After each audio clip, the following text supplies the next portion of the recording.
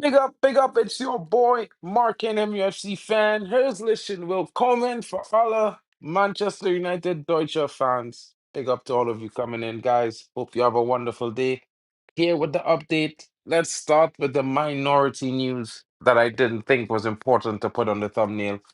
Well, Manchester United values Ollie Watkins at 45 million pounds. Wow, interesting news, guys. Interesting news. We have a low evaluation of Ollie Watkins. Does that have any effect on the value that Aston Villa placed on this player when they said he's not for sale? No. It's interesting though, guys. Big up to all of you coming. Big up to John O'Connell in the building. Will Sesko sign for United is his question. I'll be getting to that shortly, bro. I'll leave it right there, but I'll start your comment and I'll bring it up when I start talking about Sesko, just to make sure you know that, I haven't forgotten you, broski. So let's get in here with the news and interesting topics. Man United valuation now. This news coming out from The Athletic says that United values Ollie Watkins at 45 million pounds. Well, this does not really affect Aston Villa. And this is the main point of this headline that makes no sense. It's like, okay, so we always valued Ollie Watkins between 45 to 55 million pounds. It's what we value the player at. It's what we think is a well-deserved price if we were to go in to sign this player. Aston Villa is not interested in negotiating for 45 million pounds for Ollie Watkins, especially when they're trying to consider if they want to pay 45 million pounds for Alejandro Garnacho. Guys, it's a really, really, really interesting day. Interesting situation while there's some wild reports, and I must bring up my boy's comment. Will Sesko sign for United? Well, I'm certainly hoping so. And if this report is to be believed, then what can we say? Christopher Bell has worked a wonder and he's got Sesko to agree a parameter of personal terms. They have not set any figures. Well, I have not received that, or it has not been stated in the report that I have seen. But currently, the reports in Germany are saying that Man United are very, very close to a deal. All that is left is a deal with Leipzig on the price and final negotiations. Now, if this is to be believed, then we would have agreed personal terms with Benjamin Sesko because if all that's left is to negotiate the fee with the club, then I mean, guys, this is interesting parts. And if this story is to be believed, then it looks like we have won the race in some way, shape, or form for Benjamin Sesko. Of course, things could always turn. Hopefully, it doesn't go to the left, but hopefully, we are right on track where we should be because signing this player definitely will add a definition to our season that will impact in a higher league finish. And I'm assuring you that once this happens, guys, we will all be celebrating at the end of the season and talking about the quality signings we made this summer. Certainly, at this point in time, if this signing was to join signing number three, two number 10s, and a striker, I would have to say this window is leaning towards a 6, 7, a 7 out of 10 so far. Once this signing gets done, this is just my interesting opinion on that. But moving on, the news on the goalkeeper side is that talks are still taking place. We are in touch with the players' camp and the club, the Belgian club, of course, Royal Antwerp. And that is the interesting part for the goalkeeping situation. There's no actual statements on whether we have, anything agreed with the club, but we always know that the personal terms with the player is not a problem as he is happy and willing and pushing for a move to Manchester United. And has been the story of Manchester United summer, guys. Has it not been? Brian Umbremo waited 7 weeks on Manchester United, rejecting Liverpool, rejecting advances from other clubs like Aston Villa as well as Arsenal, just to name two. The thing is, Cunha also rejected approaches from the likes of Liverpool and Arsenal and Bayern Munich this summer, all to come to Man United. And we are seeing it yet again, a third time lucky in a row. Benjamin Sesko has made Man United his priority for the transfer to the Premier League over Newcastle. It's sad, isn't it? You know, at the beginning of the summer, everyone would have thought Benjamin Sesko to Arsenal, Victor Gyökeres to Man United would have been a deal. Who would have known the shock and awe? But it kind of reminds me of that time when Arsenal signed a young Van Persie and we signed Bebe. I don't know if you guys remember, but we signed Bebe and they signed young Van Persie, and Van Persie went on to score amazing goals and lots of them for Arsenal before signing for Man United. He was a prolific and electric goal scorer in his day. And I have to say that I kind of wish we had signed him at first instead of signing Bebe. But it was what it was. Yeah. Now it looks like, I'm not gonna say Victor Gyökeres, he is that guy. He is the 64 goal a season man. You have to say it because that's what he achieved.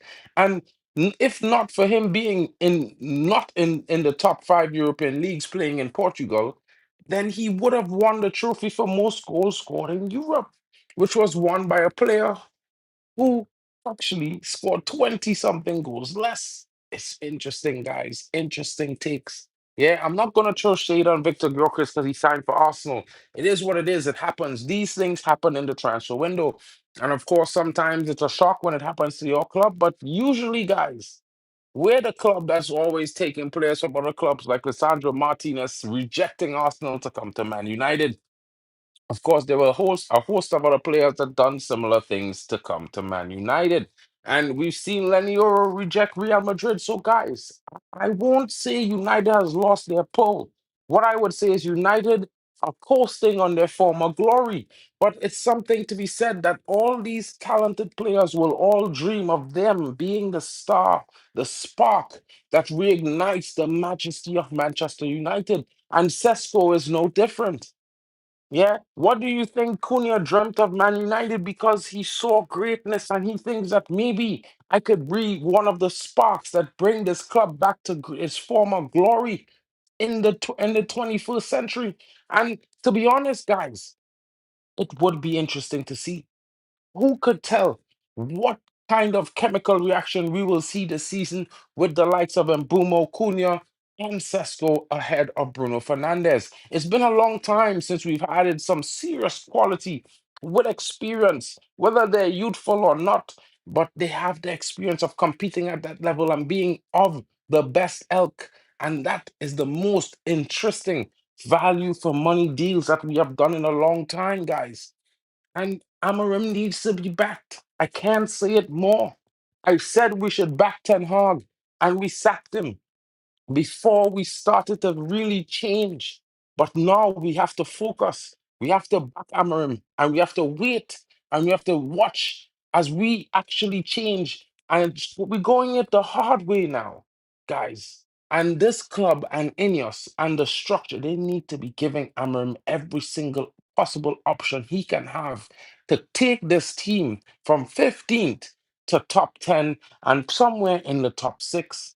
I mean, we are one game a week. Could it be possible for Man United to rise from the ashes like a phoenix this season and end up in the top 10 somewhere there? Maybe around sixth, maybe around eighth. That's where I would probably have us this season because, as I would say, guys, it's one game a week.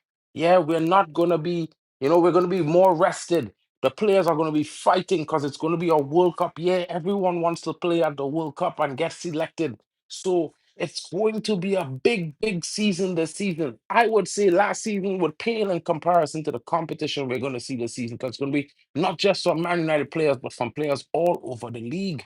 Big up to Abdullah Irwan in the building and big up to Mark Davies. Will we get the here we go this week for Sesko? Is he coming? Well, right now, that could only depend on Manchester United's move as they're in negotiations right now with Leipzig. There are reports that the player has accepted the project. He is interested and very much made Man United a priority over Newcastle for a move, letting his agent and the club know.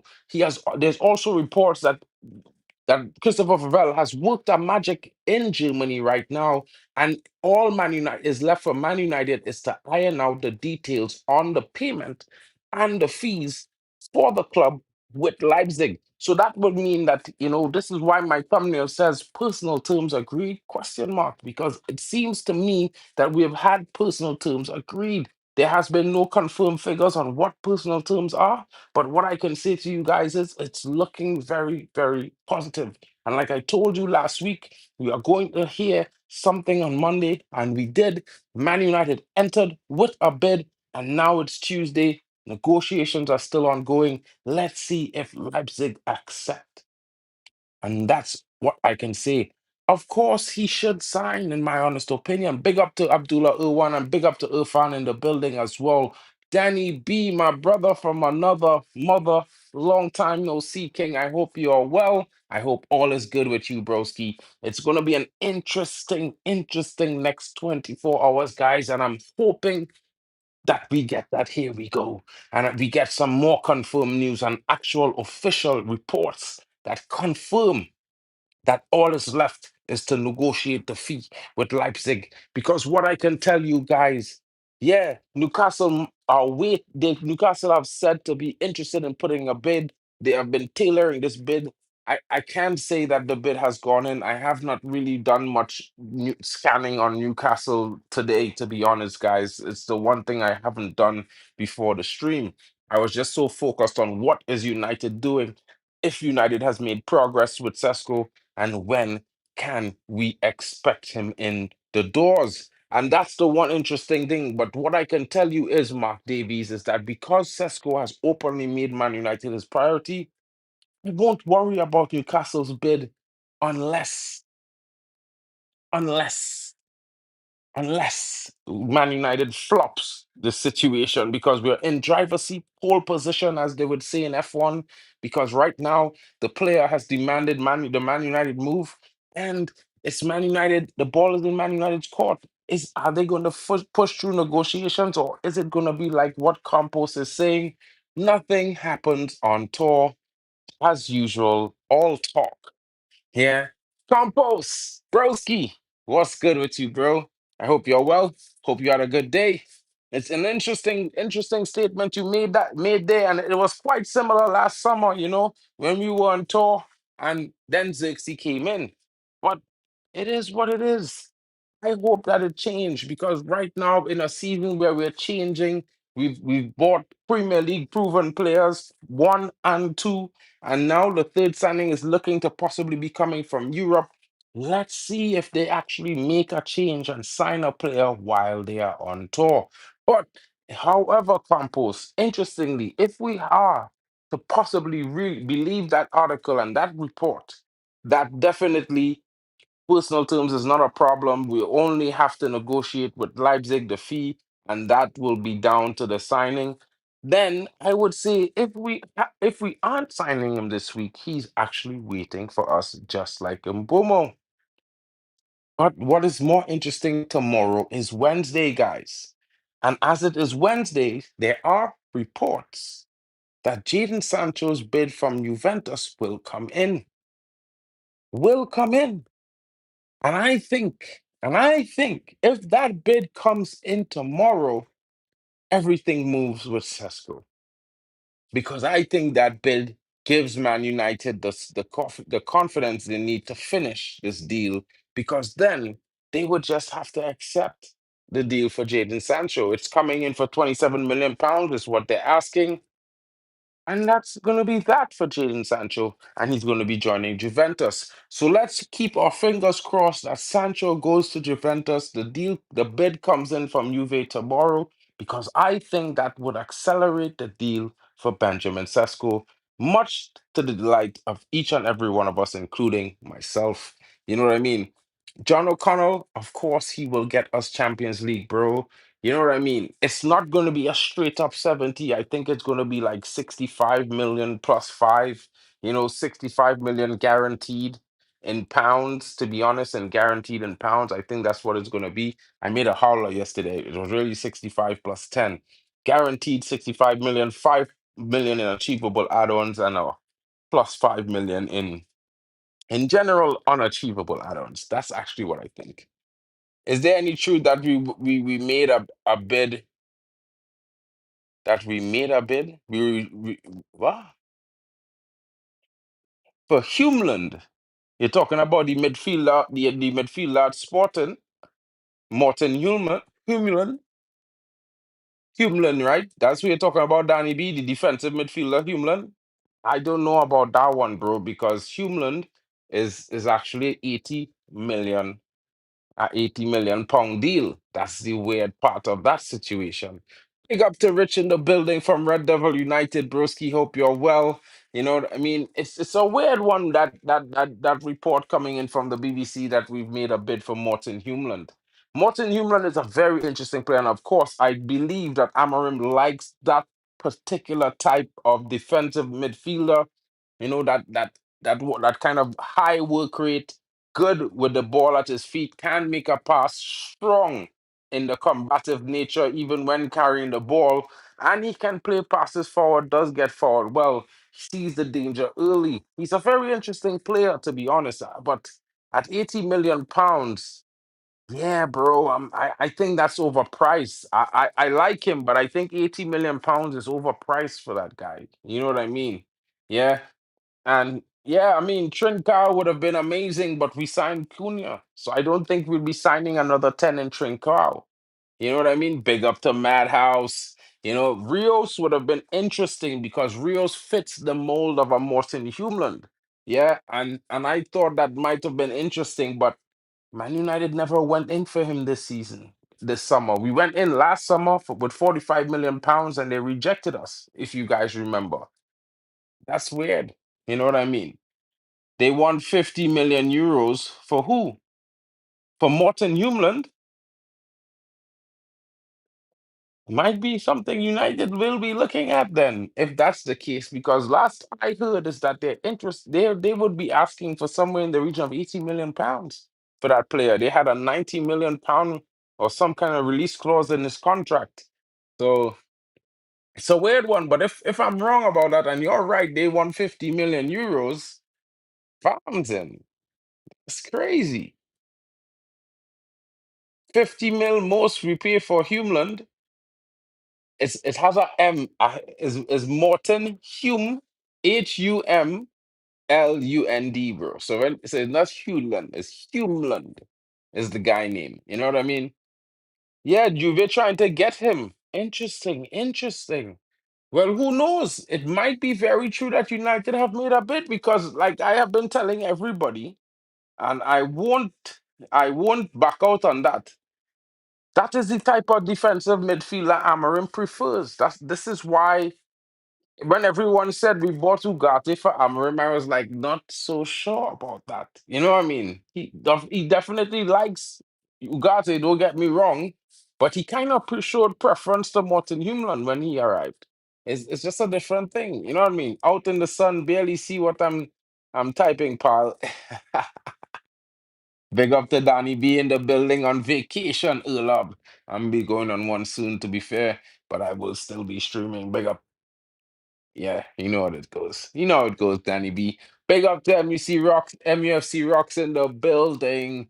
Guys, it's gonna be very interesting. And I think United is gearing up for a big time showdown, a big time finish to the transfer window. For some reason, I keep feeling we're going to sign three more players. And that includes Benjamin Sesko. So Benjamin Sesko, I would say a DM. I know that we were very much negotiating with Javi Guerra, and that would be somewhere in the region of 15 to 20 million euros. A very cheap deal for a young player. There are reports that we are probably going to, the negotiations were going down the lines. We will sign the player and he will be staying at Villarreal for one more season, then coming over to Manchester after he gets another full season of football under his legs, which will be interesting to see if that actually really happens. But also the interest in a defender. Now, Crystal Palace have been in negotiations which are slowly stalling for Diamade, but their offer was somewhere in the region of 35 to 45 million pounds. Now, I know Sporting has rebuffed that offer, so what will it take to part ways with Diamade? That is going to be very interesting. A very classy centre back, young, strong, tall, diligent, very good on the ball, and can read all the the threats in front and get it with the pace that he carries. Very good in the air as well. You know what I mean? Well, if we get Sesko and maybe one more player, let's say like if we get Sesko and one more, and that one more is Javi Guerra, or let's say for shits and giggles, Diamade, of course I'm gonna give the window a eight, Broski. I'm gonna give it a heavy eight because you wanna know something? I might not have been a super fan of Cunha, but I think he improves us.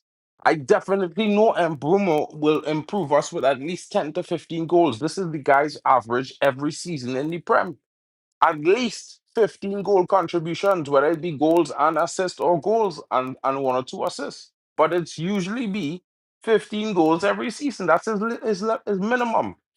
And the next thing I would say, guys, if we get the likes of a Benjamin Sesko, this guy is going to guarantee at least score 15 goals. So that's 30 goals in coming into the team. I would say that's a definite upgrade. We only scored 44 last season. So 30 goals coming in with two players out of three, because I'm not going to quantify Cunha yet. Maybe he scores 15 as well. We double our goal tally this season from last season. That should be easy. In my honest opinion, we should see a United team scoring goals consistently each game. And this is something I'm confident in. Now, the amount of goals we score per game, that's going to be relative, guys. I can't predict that just yet, but I'm telling you now, I don't think we're going to go to a game that Man United is playing and we haven't scored a goal in it.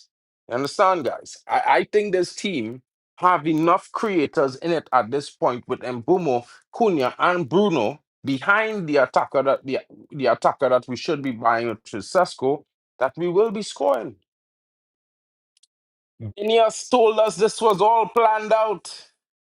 Well, sometimes plans change, or the execution is just trash. I don't know which one you want to pick, Compost, but I would say Ineos have not executed well. They may have planned, and this is why I said to everyone, we had a plan for 2 summers. It was the tale of 2 summers this year, guys. People don't believe me, but when I tell you, if we had won Europe Champions League with the Europa Cup final, we would have had a window of amazing level. We'd have already been giving it a 9 out of 10 by now. I promise you. Because we would have signed at least 3 or 4 players in a flurry. Plah, plah, plah, plah, plah. Because we would have had to play the Club World Cup, not Spurs. Think about it. Right? So it's an interesting thing where it could have been dastardly different because we'd have had 200 million thereabouts coming in the club from prize money, winning the Europa League, qualifying for the Champions League. Altogether would have been about 210 million pounds coming into the club. So that's a different story. We don't have that coming in, but we did have a budget around there about 200 million with a FFP headroom of 141 million pounds. So it was interesting. And maybe they did plan. But I think they just executed very poorly. Even if this was the second list of transfer signings. And when I say the second list, doesn't mean that Cunha wasn't on the first list, or Mbuma wasn't on the first list. Yeah, it's just they had one or two different options added with their priority targets, to be honest, in my honest opinion. I just worry that the August fixtures are now in jeopardy because of the late additions, and Bozos will be in the net. Well, I don't think Onana is going to start in goal for Man United. I think if Bayern there plays all the preseason games, I think he starts. And while I don't think he's the best, I think he gives me more confidence than Andre Onana. And I think he gives the defense more confidence than Andre Onana. So for me, if we're starting with Bayern there, I will take it for now. Yeah. Hopefully we get a deal done for San Lamens, and Onana takes a hint and jets off to Saudi. Brother, that's where you need to be. You're not ready for the Prem. You look like a poor excuse for a goalkeeper, broski. And this is just me saying, like, I tried to back you, but the way you position yourself is terrible. The way you attempt to stop shots is terrible. The shots you let in are even more terrible. It's crazy in some instances. Oh, sorry. Big up to Irfan. Irfan, hold on. Let me pull it up. Rios is a perfect fit to replace Casemiro and will add energy in the midfield. Well, the problem is with Rios, Irfan, is that he signed for Benfica. That's the problem. He is now signed to Benfica, bro. And Benfica is gonna slap a 90 million pound thing on his contract again. Like just like the one Palmeiras tried to shade us with when we tried to buy him for 45 million pounds last summer. Palmeiras said to us they want 90 million euros. You remember, Broski? And that was wild. Wild. It was unbelievable, to be honest. And I didn't understand why they would do something like that. 45 million pounds is good money. They could have asked for 10 more in add-ons and gotten it. Yeah. But now, and they even sold him for less because they sold him for 40 million euros, somewhere thereabouts. That's less. That's way less. That's 15 million less than what Man United was offering. It's wild, this club, Palmeiras, what they did. Maybe they just didn't want to sell us any players. Maybe. But at the same time, sometimes I get the feeling Chelsea has some kind of strange connection with Palmeiras because a lot of Chelsea's Brazilian players come from Palmeiras, guys. You need to take a look at that situation. I feel like they had something to do with the fact we didn't get Richard Rios, but let's see how it goes. Now, we may not have gotten Richard Rios, but there is interesting situations that could be possible. There are reports that Adam Wharton might be looking to push for a move out of Crystal Palace. And if this is to be believed, then who knows? We might be going in for Adam Watson. Maybe not this summer, but maybe next summer, or maybe in January. I don't know, but it's certainly a player that I would like to see in a Man United kit. Yeah. And another player that I would really like to see at United is Baliba. Very physical youngster, imposing for 5'10". Apparently, he's reported to be 5'10", which is shorter than I am. But hopefully, it's gonna be interesting. Who do I feel is winning the Prem? And that's a tough call. It could be Arsenal this season, to be honest, bro. Like a weird one could be Arsenal. Victor Gyökeres is a goal scorer, and he may not actually suit the Arsenal system, but he scores goals. And if he has a good season in the Prem and adds 15 to 20 goals to Arsenal, they should be winning the league. Of course, I don't think they will beat Man United back-to-back games. I think United will win one of the two games that we will play Arsenal in the Premier League this season. But yeah, I think Arsenal is a good shout. I mean, Liverpool, they are the reigning champions. They've sold well and they've brought in some of the most expensive signings into the Premier League this summer. I think they will do very well. But my thing is that there are lots of players at Liverpool who also go to AFCON. So just like United, Liverpool will struggle for 2 months without the key players while they are going to AFCON. This is a World Cup year. Salah has to go to AFCON. This is a World Cup year, and Bumo is going to leave Man United to go to AFCON. Same thing with Amad Diallo. Same thing with Mazarawi. And of course, there are two other players that will also be the case with at Liverpool. It's going to be an interesting situation, guys. Let's just see how it goes. I don't know if they will win, and I just hate Liverpool so much. I'm probably not going to say it, but let me open up the lines as my buddy Drex is popping in. Big up to Drex in the building. Shout out to you, broski. I don't know if you're ready to come in, but let's see. Yo, Drex.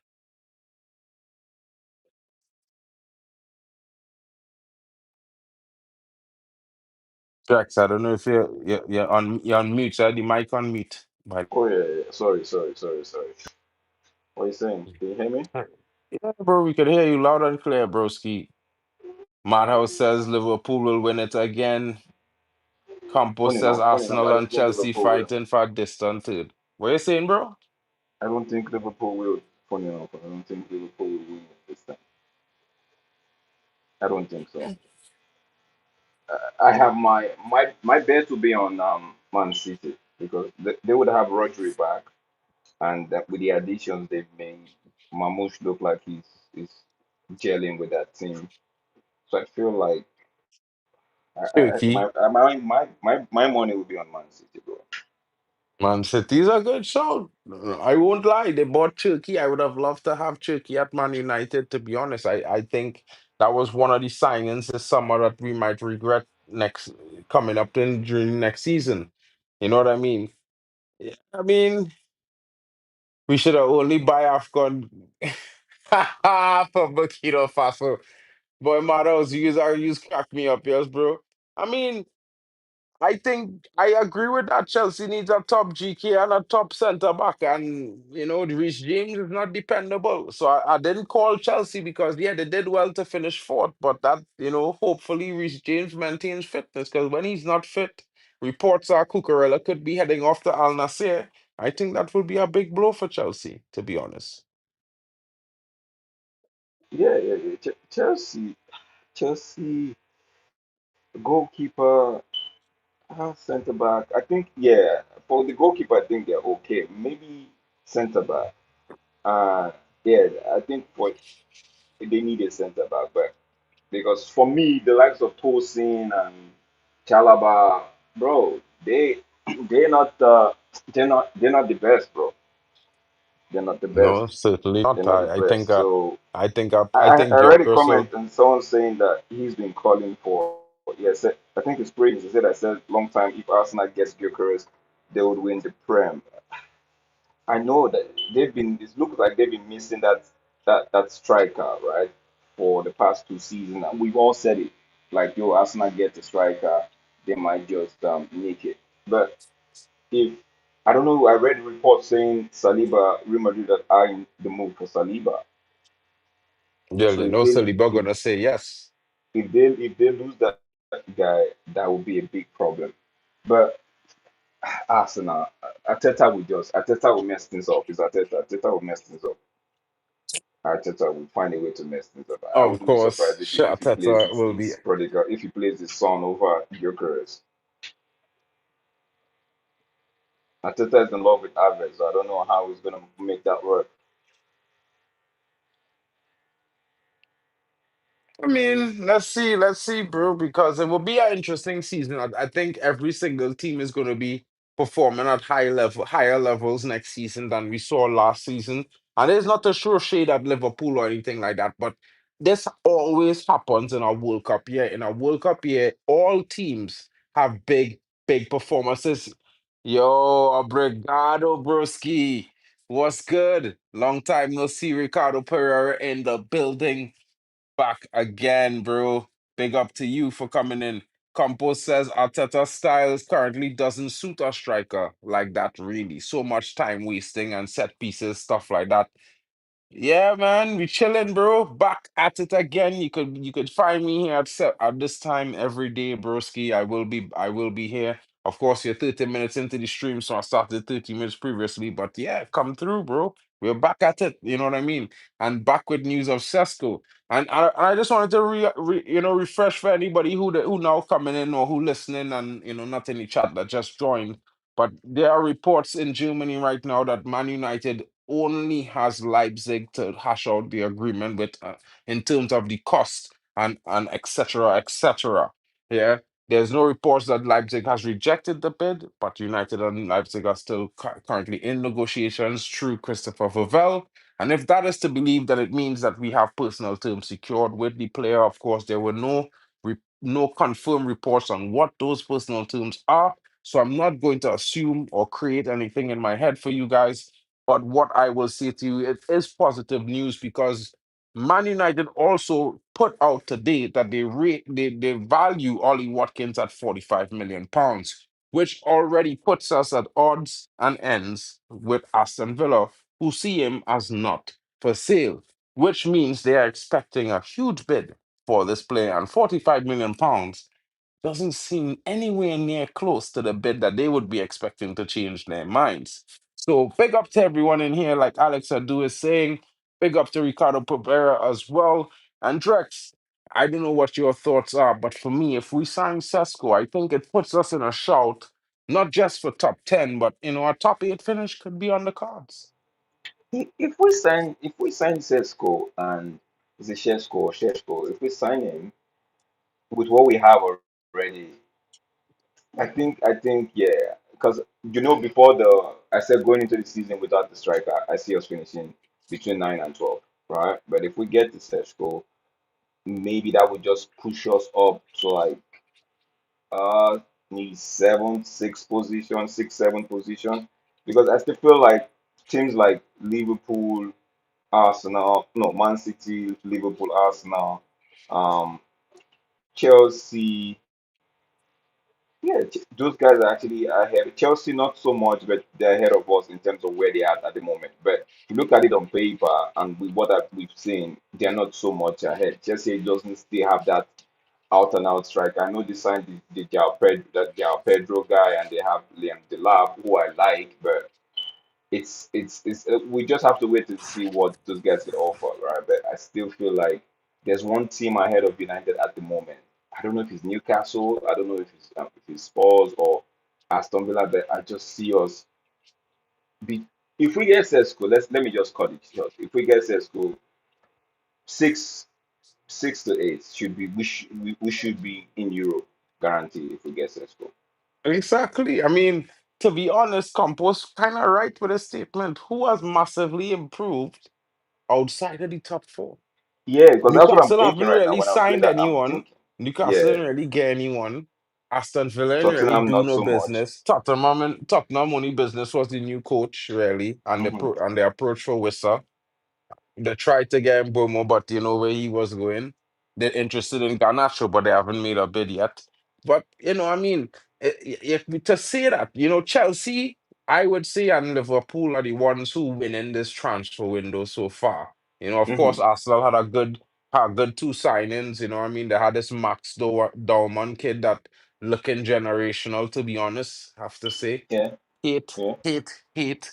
But facts are facts, and you know what I mean.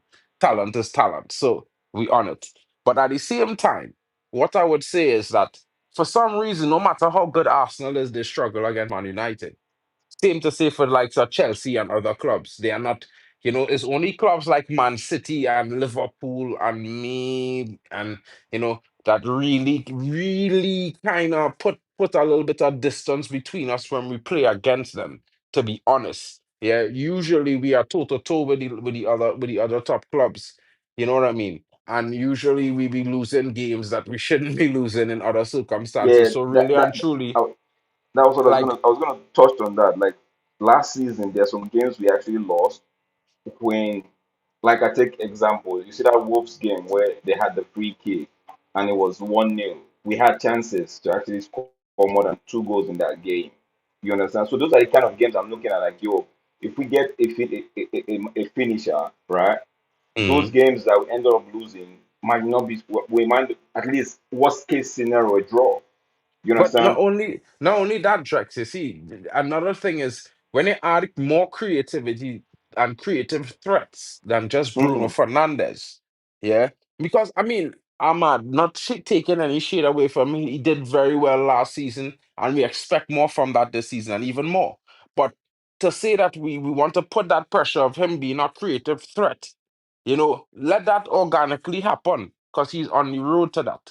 Yeah. But when they bring in the likes of Mbumo, this is a definite threat that's coming that defenders have to pay attention to. So it's not just Bruno. You understand? And on top of that, you have Matthias Cunha, who's also playing in the in the center of that park coming at you. That is three players now who have to be marked. You understand? And when you add a Yeah. striker to that, you have every defense is going to find it somewhat more difficult, maybe two There'll be times more. more Yeah, the fear difficult factor will be than there. last season Yeah, to yeah, defend against Man United just by the impact of those two players coming in. Now, if you add Sesko to that, you add now a spearhead that is going to provide a definite threat for scoring goals. And A one confident Mark, let guy. me just one thing I need to add for that. The like what you're saying is right, right? If you add Sesko to that, we just hope that Sesko hits the ground running, even if he gets to miss the Arsenal game, right, or the Fulham game. But when he hits the ground running and there's that chemistry between the front three, then defenders or defenses in the Premier League, they know that okay, United have Listen, yeah.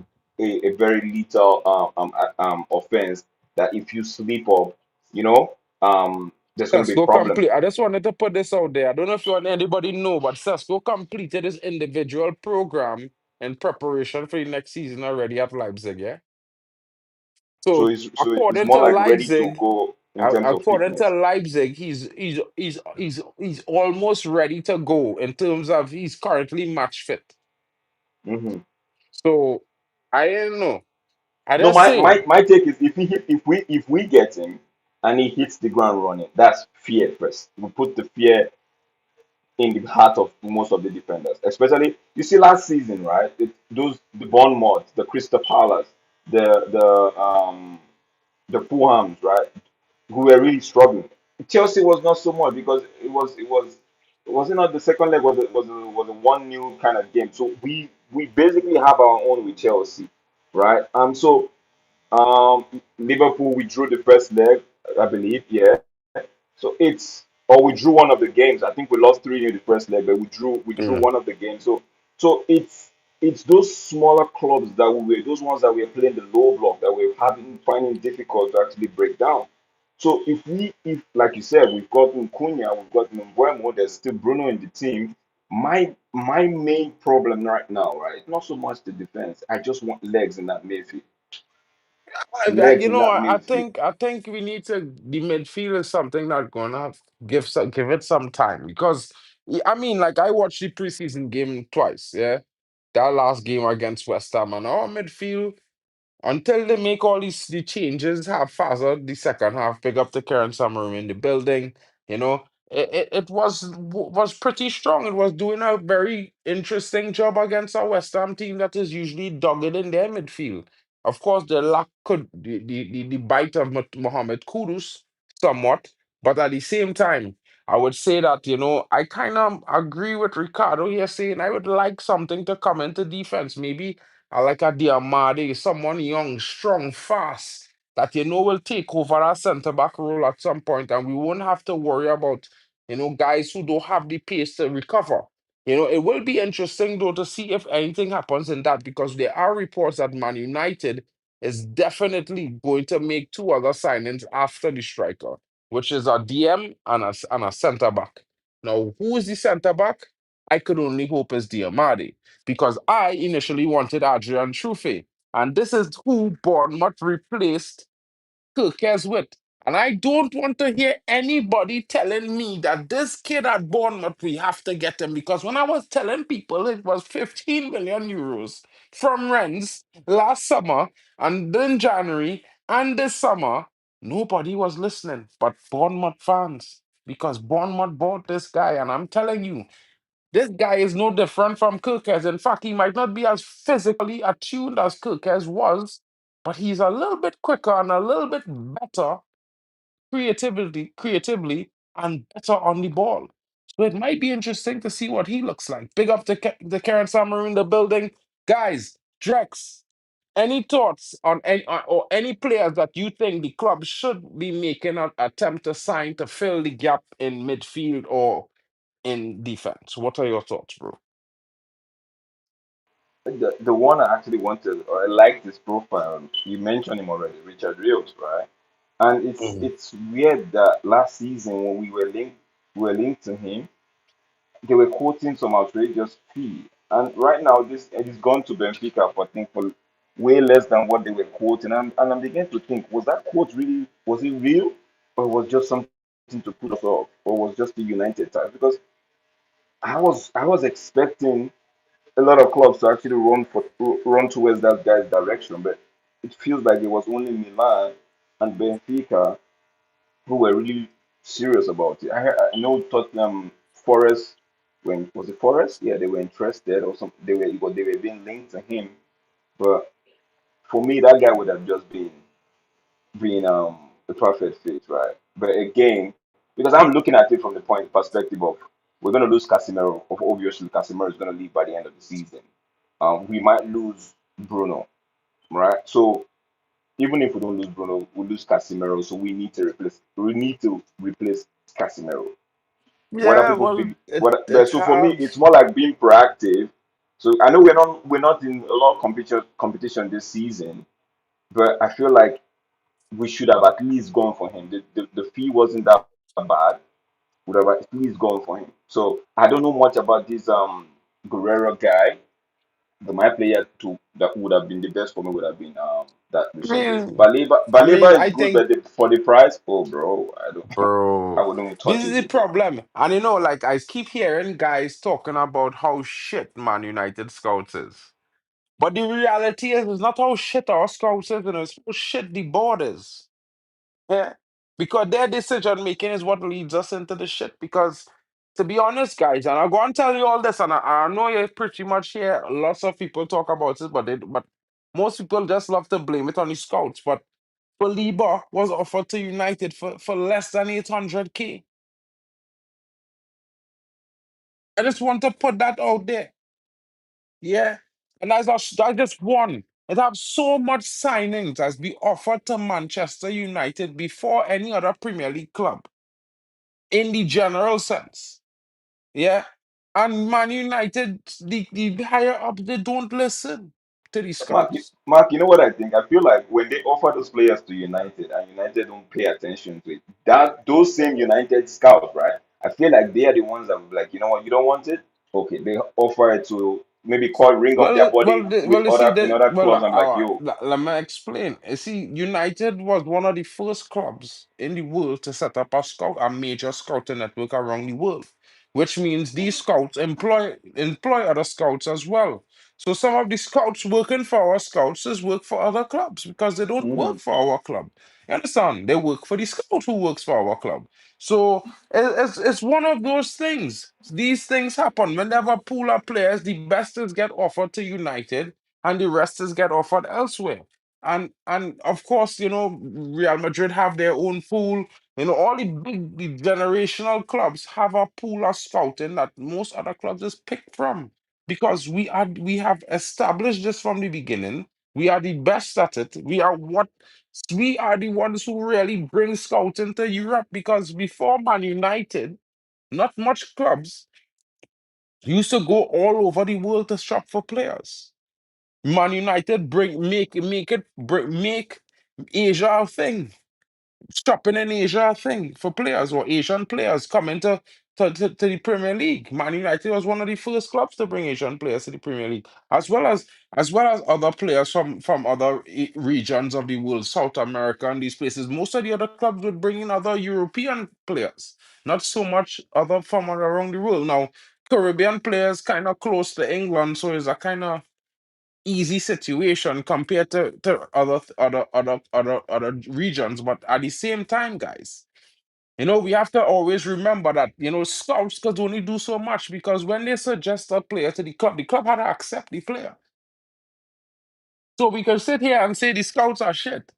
But then when you hear the reports from all the way back with Ragnick, when his scouts brought him Vardiol, Alvaro Fernandez, Julian Alvarez, the Enzo Fernandez, Caicedo, Luis, Luis Diaz. Yeah. That's just naming some of the players that the scout bring to him. And he was going to purchase them players for less than £60 million in 2021, guys. I just want to put that out there. Because I feel like we need to stop the lazy accusations. I feel like we need to put it on the board, on the decision makers who just sign the checks and actually make the decisions that is cost us in the future, not just in the now. Because we could sit here and say they're doing a good job now.